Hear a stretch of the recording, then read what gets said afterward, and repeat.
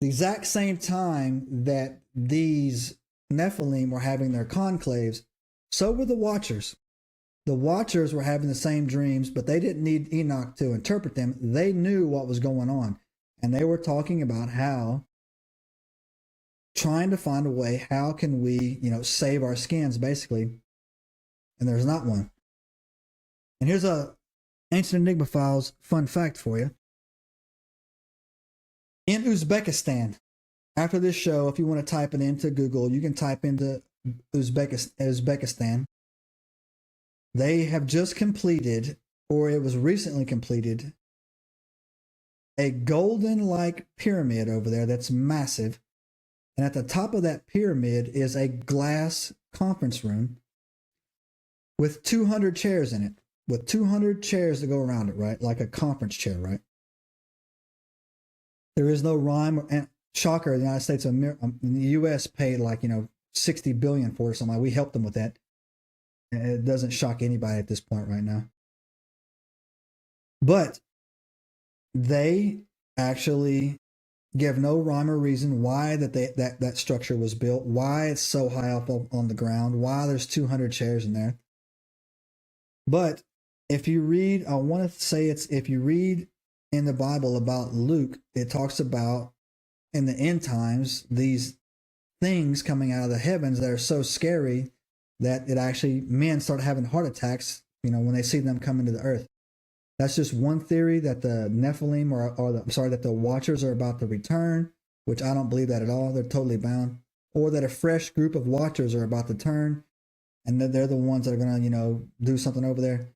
I don't really know. I don't want to, get too deep into that rabbit hole. I haven't really had a lot of chance to think about it or read on it, but it's pretty amazing. And it's pretty, no shocker that the United States of America gave like $8 billion to do it. And it's in Uzbekistan, which most people couldn't even find on a map, but it's there. But anyway, so the Watchers, when they're doing their conclave, they know they're dead. They know they're cooked. They're just like, you know what, man, there's nothing we can do. We messed up. And you know what? It's time to reap what we sow. Now, they actually come down and say that, telling their sons, hey, we're sorry, but God's judgment is final. The Watcher, we're going to be bound into the earth until the days of judgment. And then we're going to, see how it goes from there. But they actually know that they're going to witness the death of all of their sons, all of the Nephilim. They're telling their Nephilim this, right? So these Watchers were in communication with their sons, right? And they're warning them, saying that, look, when you die, your physical bodies are going to be destroyed. But you're going to be stuck to this earth forever, right? Later Enochian traditions, or also other, biblical traditions, even when you go into other religions, like, I'll just say, Islam or whatever, they become the malevolent spirits on the earth, man. The jinn, the demons, these are the disembodied Nephilim, right? According to these, scriptures, right? And so I thought that was interesting right there, because as you guys know or haven't known, I've had, some unpleasant shadow man experiences in my life, younger life, not anymore, thanks to Jesus. And I've been on a couple shows talking about it, and I've had other people who've experienced it as well. And the biblical hitman says that he 100% convinced that his was a disembodied Nephilim, right? And so, again, I don't want to spiral off in that direction too hard, but it's a great theory. Now, so then what happens? Flood shows up.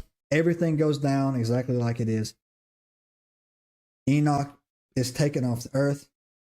Methuselah dies. Noah shuts the door on the ark.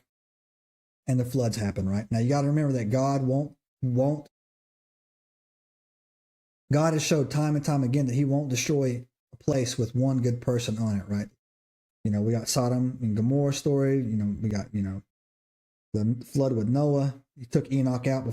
He didn't have to experience any of this stuff. Flood happens. Everything gets wiped out. And we get, the society has to get rebuilt.